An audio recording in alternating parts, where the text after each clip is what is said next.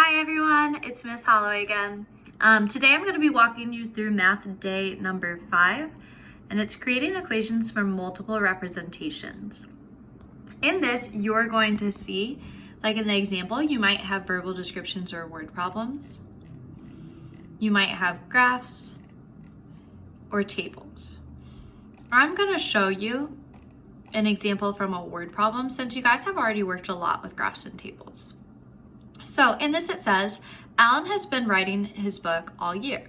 On day 4 of school, he has written 35 pages. On day 9, he had written 55 pages.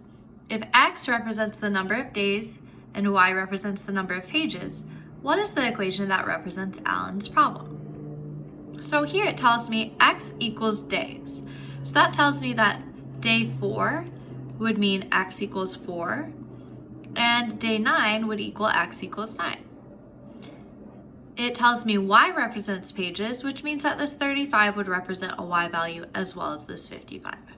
So I'm going to go ahead and switch my paper so you can see this.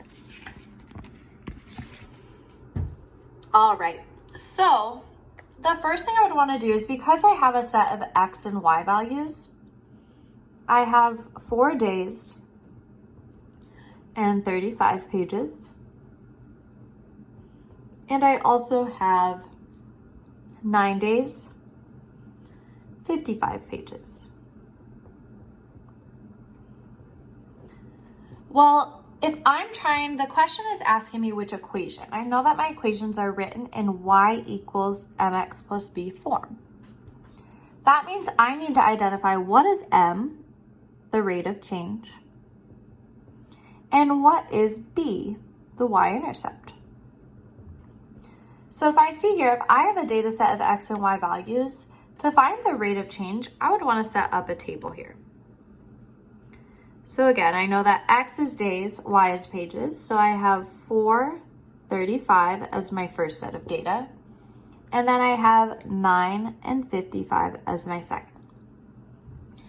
So now I want to do that first step in my example and find the rate of change. Before I jump in, let's go back to our formula.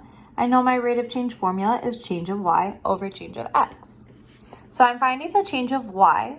35 to 55 would give me a change of 20 in my Y.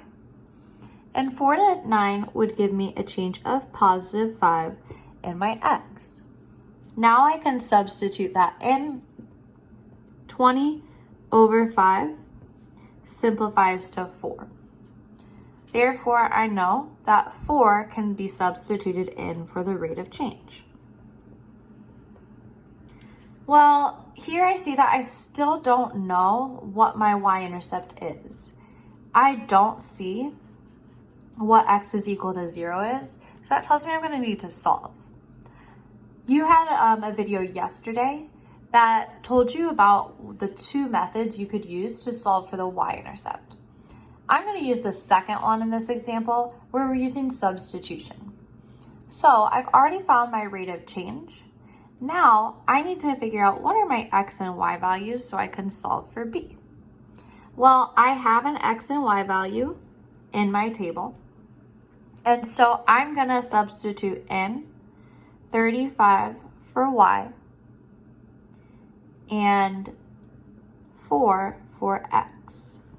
Again, we already solved for the rate of change, so that's where that second 4 comes from. And I'm going to label this, we are solving for the y-intercept in this step. Now I can simplify. I know that 4 times 4 gives me 16. And now I want to figure out how can I get b by itself.